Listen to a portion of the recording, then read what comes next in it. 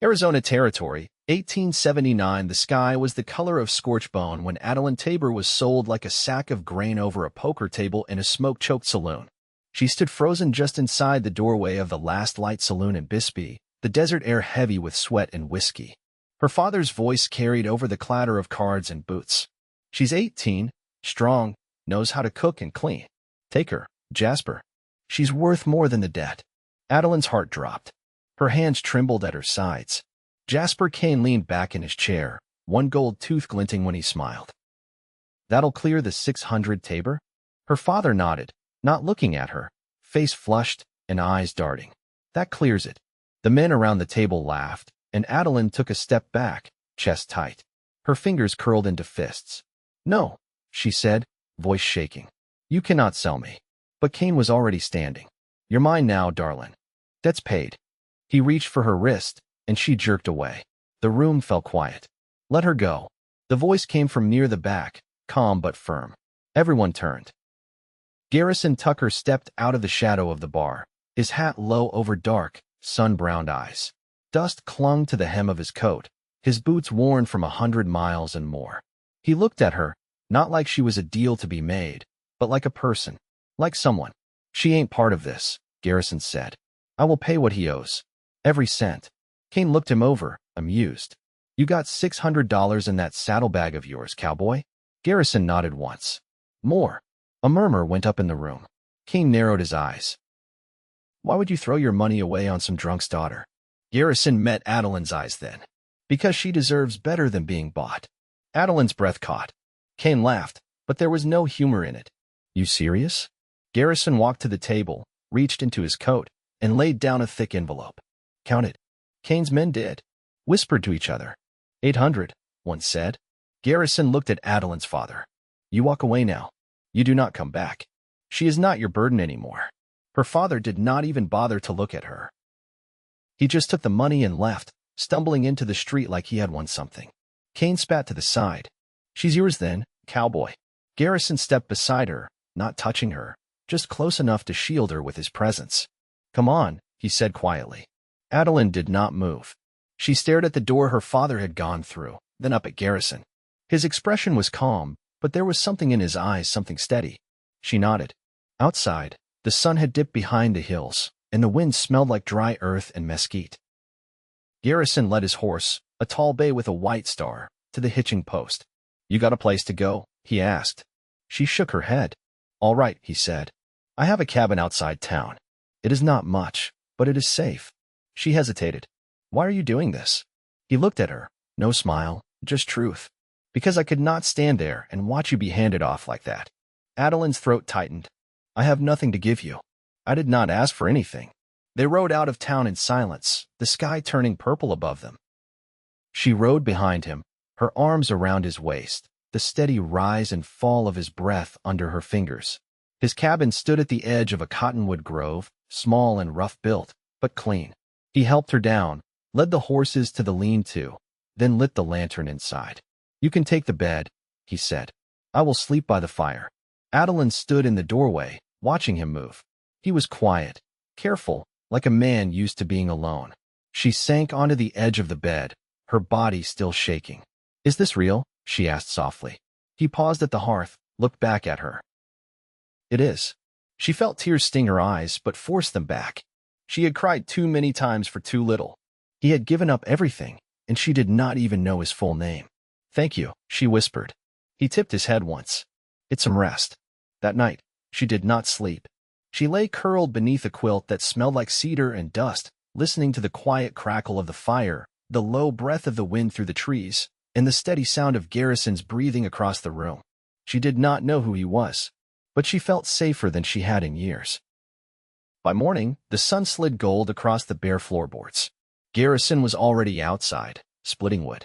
His shirt sleeves were rolled up, revealing the strength in his arms, the sweat on his brow. Adalyn stepped out onto the porch. He looked up. You hungry? She nodded. He handed her a plate of cornbread and beans, still warm. They sat on the steps together, not speaking. The quiet between them was not empty. It was easy. She watched him, how he glanced at her without staring, how he gave her space but stayed close. He had saved her. But more than that, he had seen her. and something in her chest, long frozen, began to thaw. After breakfast, he saddled up. I need to ride into town for supplies. You want to come? She hesitated. I will not let anything happen to you, he said. She met his eyes. All right. They rode side by side. People stared in Bisbee, but Garrison ignored them. At the general store, he bought her a new dress without asking, along with boots and a coat. You did not have to do that, she said. I wanted to, he answered simply. He never asked her about her father. Never asked what had come before. He just made space for her, taught her how to shoot, how to ride better, how to mintack. Days passed. Then a week. She started to laugh again, to sleep through the night, to trust the stillness in her own body. One night, as the fire crackled low, she stood beside him while he washed up. He looked up at her, water dripping from his hands, and she stepped closer. I want to stay, she said quietly. His eyes searched hers. You can. I mean with you. He froze. Adalyn, I never. She reached up, brushing her fingers against his jaw. I know, but I see the way you look at me. I see it. He drew a breath, his hand closing gently around hers. I tried not to. Why? Because I paid for your freedom. I did not want you to feel like you owed me anything.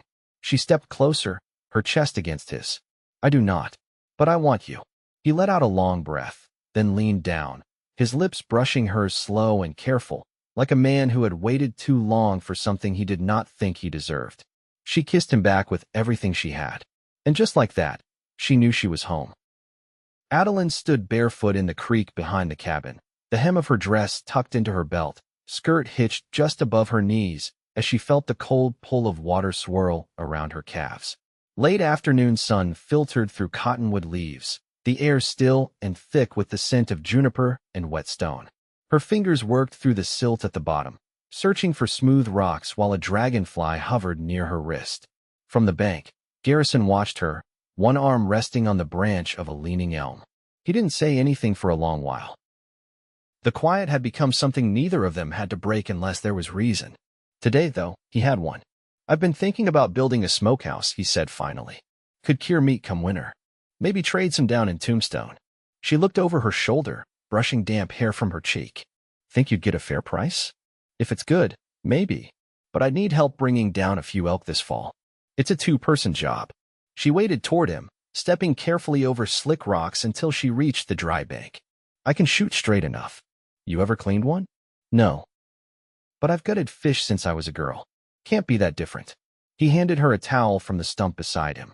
Her fingers grazed his, and she didn't pull back right away. He didn't either. You're not afraid of much, are you? He asked. She shrugged. Fear's a luxury, one I never learned the use of. He nodded once and let that be. That evening, she chopped onions while he stirred beans over the stove.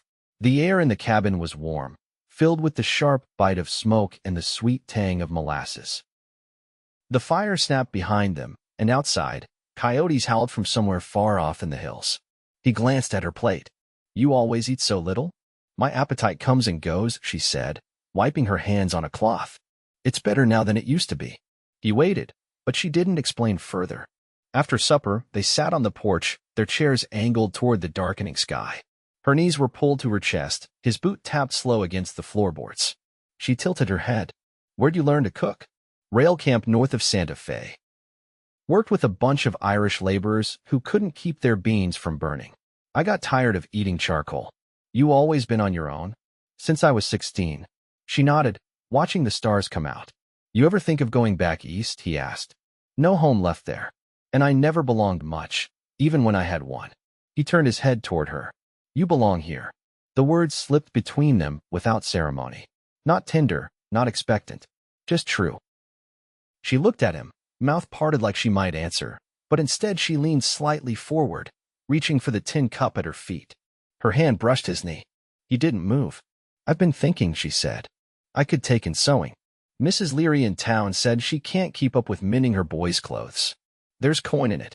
You don't have to earn your keep. I want to. He gave a small nod. Then we'll get you what you need. Needles, thread, maybe a better pair of scissors. She smiled, faint but real. You always say we, don't you? His eyes didn't leave hers. Don't see the point in saying I when you're here. A long silence stretched between them, soft as the wind through the pines. She reached for his hand, linked her fingers through his without asking.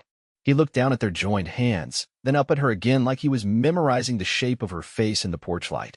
"I never thought I'd feel steady again," she said. "You are now." She nodded. For the first time in a long while. He didn't say anything, just leaned back and held on tighter. By the time September leaned its weight into the hills, the cabin had begun to fill with quiet signs of permanence. A low shelf of jars lined the wall above the hearth, dried beans, salt, flour, a few tins of peaches Garrison had bartered from a miner's wife. Adalyn's sewing basket sat by the window, half a dress spilling over the edge and a soft blue cotton sheet traded for with mended trousers. The rhythm of their days had settled into something even and wordless. She rose early to tend the chickens they'd bought in town. He hauled water from the spring before the sun cleared the ridge.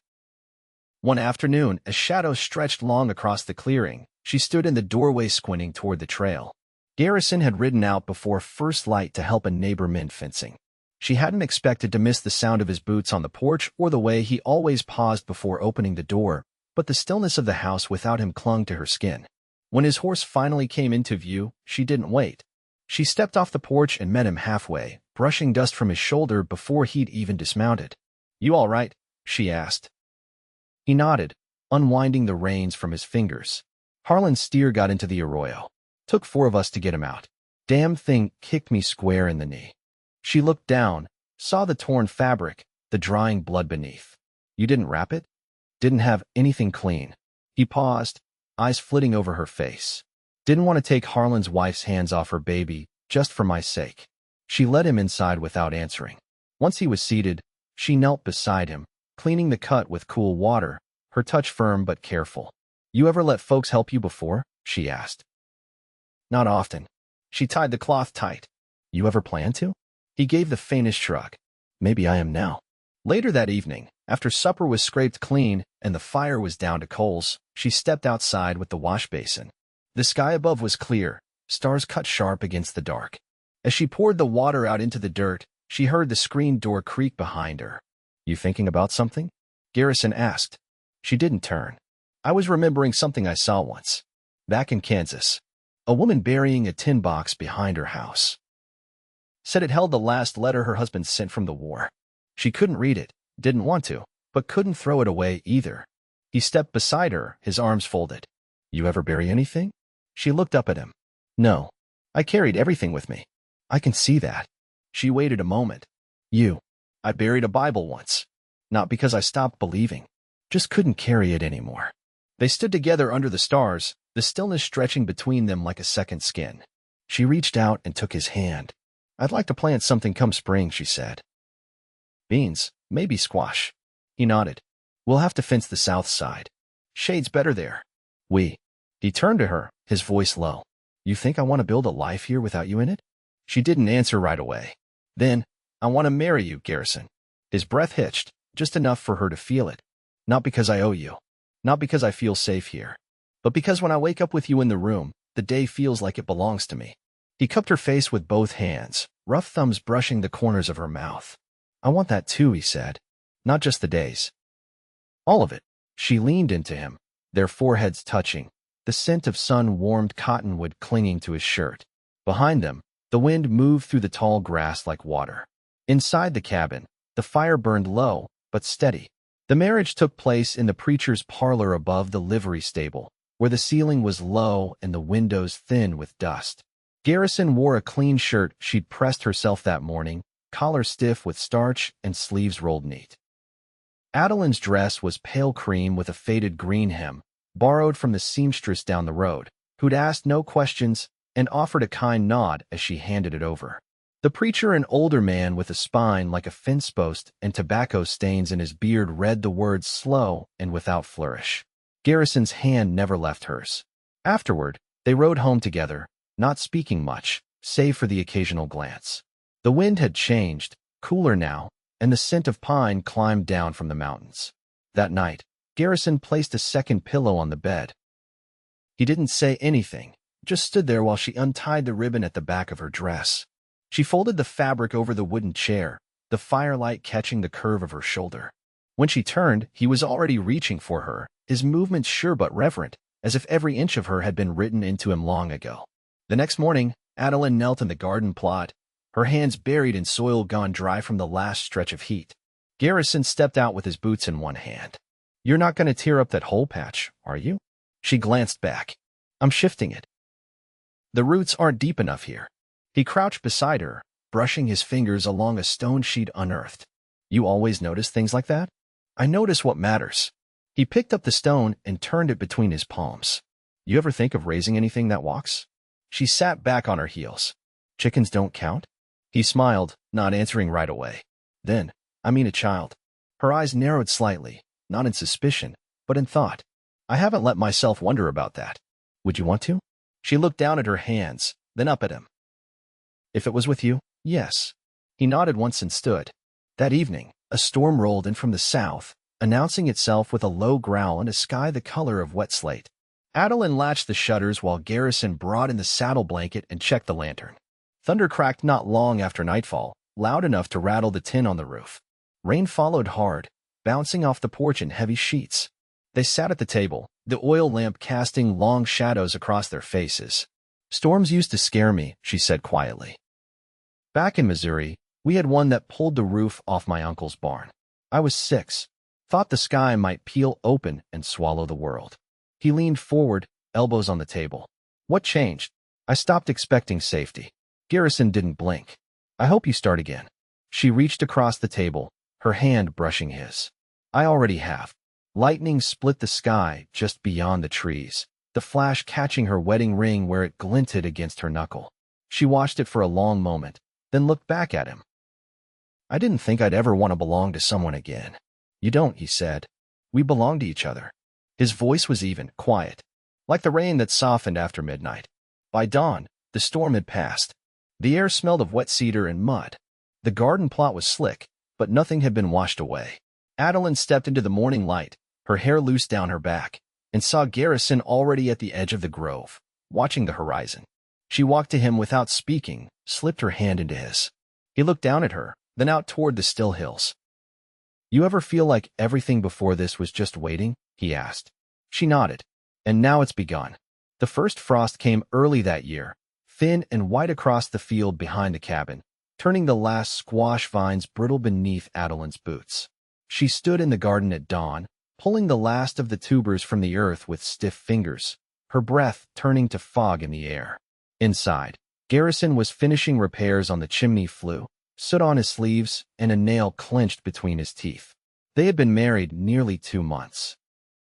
"I saw smoke curling sideways again this morning," she said as she stepped inside. "Wind shifting." "It'll hold through the cold," he answered, brushing dust from the hearth. "But I'll patch the seam in the roof before the snow comes." He stood, stretching the ache from his spine, and looked over at her. "You want to take a trip before the roads go soft?" "Where to?" "Camp Verde. Heard there's a trading fair at the fort next week. Could use more salt, maybe pick up some cloth or seed." She leaned against the doorframe, arms crossed. "You just want an excuse to see that fiddle player again." He raised an eyebrow. "You liked her music." "I liked her hat." "The music was too fast." "You said you'd never heard Scott's tunes before. Thought you'd enjoy something different." "I've had different," she said, walking toward him. "Now I want familiar." He caught her waist, pulling her in slow. "Then we'll stay home." "No," she said against his collar. "Let's go. I want to see more than this ridge before winter." They left 2 days later. The ride took most of the morning, the trail winding through narrow red canyons where the sun barely reached the ground. At midday, they crossed the Verde River, shallow and cold beneath their horses' hooves, and reached the fort by mid-afternoon. Soldiers moved through the yard with measured steps, and settlers from nearby ranches clustered near the stalls of dry goods and woven blankets. Adalyn bartered 2 baskets of her stitching for a bolt of wool and a jar of ground ginger. Garrison found a set of tin measuring spoons and a length of rope. They shared a plate of beans and roasted chilies under the awning of a supply tent, watching the bustle around them with quiet interest. "You ever think you'd live a life like this?" he asked, passing her a canteen. She shook her head. "I didn't think I'd live long enough to wonder." He didn't answer right away. "Then, you still carry it, don't you?" What he did. She looked down at her hands. "Not like I used to. Before, it was like a weight pressing into my ribs. Now it's just a scar. Something I know is there, but don't flinch from anymore." He reached for her hand beneath the table, his thumb brushing the inside of her wrist. You're not alone with it anymore. I know, she said, voice low. They rode home with the sun low behind them, the air sharp and full of wood smoke from distant homesteads. That night, she set the wool cloth on the table and began cutting a pattern.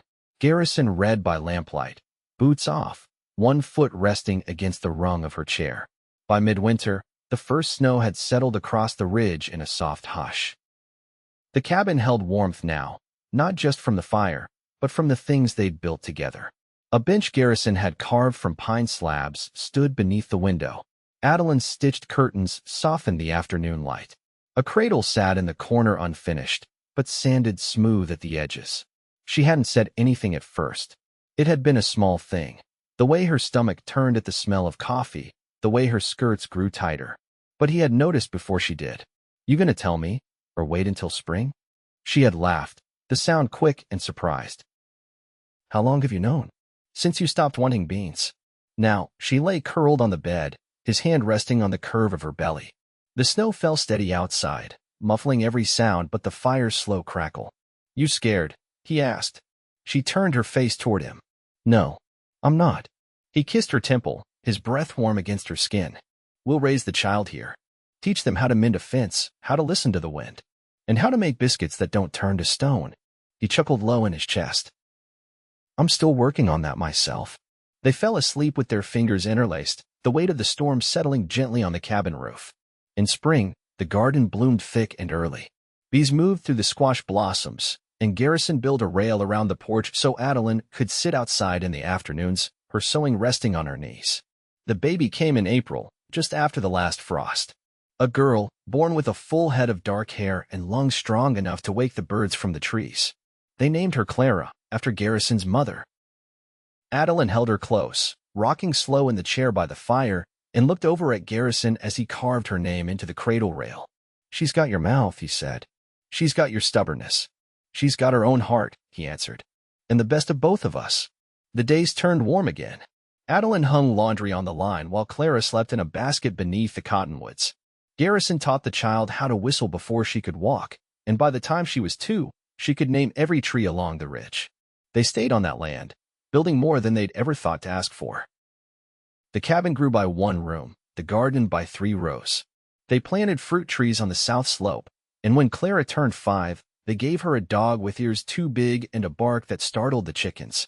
Adalyn still carried the past inside her, but it no longer hurt. It had become part of the soil beneath her feet, something that gave shape to the life she'd grown on top of it. And Garrison, steady as the mountain behind them, never left her side. They grew old together in that place, side by side, with laughter in the walls and warmth in the quiet. And it was enough. It was everything.